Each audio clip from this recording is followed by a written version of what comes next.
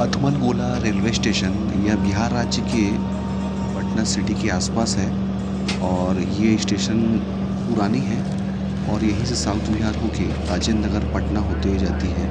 अभी आरा हो गई है, आरा जंक्शन तक जाती है साउथ बिहार। और इस ट्रेन में मैं हूँ और दिखाने की कोशिश कर रहा हूँ। ये रेलवे स्टेशन छोटा सा है, धीरे धीरे ट्रेन की स्पीड भी बढ़ रही है और ये स्टेशन जो है आसानी से क्रॉस हो जाएगी।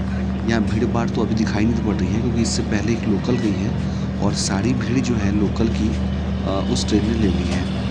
और यहाँ थोड़े बहुत पैसेंजर जो चढ़े होंगे और ये आप देख सकते हैं कि ट्रेन की स्पीड बढ़ रही है। और आप वीडियो को देखते रहिए और एंजॉय